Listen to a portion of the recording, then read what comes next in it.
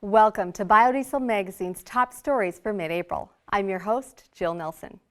In late March, during the midst of the coronavirus pandemic, Biodiesel Magazine spoke with Gene Gibolis of World Energy, one of North America's largest biodiesel producers, about how the global crisis is impacting his business, the biodiesel market, and more.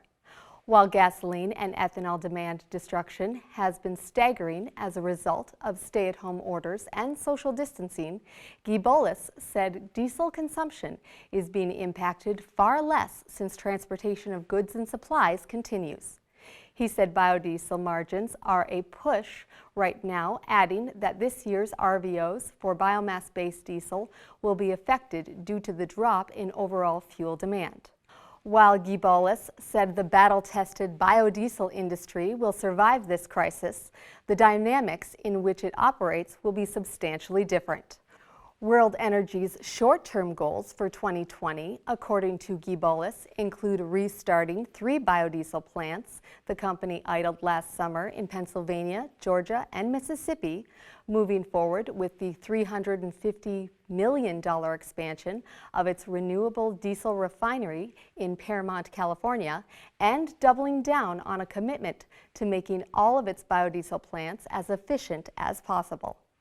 On April 7th, the 10th Circuit Court of Appeals rejected 2 petitions filed by Wynwood Refining and Holly Frontier on March 24th, requesting a rehearing en banc of the court's January 24th ruling that struck down 3 small refinery exemptions granted by the U.S. EPA.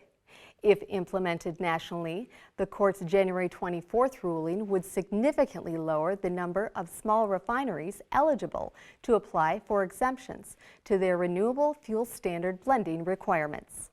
Biofuel leaders thanked the Trump administration for not joining the 2 refiner petitions in appealing the January 24th court ruling. A report released by the Iowa Department of Revenue shows biodiesel blended fuel represented 70% of total on-road diesel sales last year in Iowa. Furthermore, biodiesel blends of 11% or higher made up 58% of total on-road diesel sales in 2019, up from 47% in 2018. Sales of off-road gallons of biodiesel blends also rose in 2019.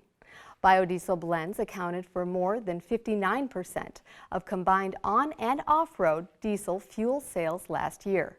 Iowa Biodiesel Board leaders said the state's strong policies were key to the increase in biodiesel usage statewide, but they cautioned one of these policies, a fuel tax differential, is set to expire this summer and urged state legislatures to extend the measure as soon as they return to session.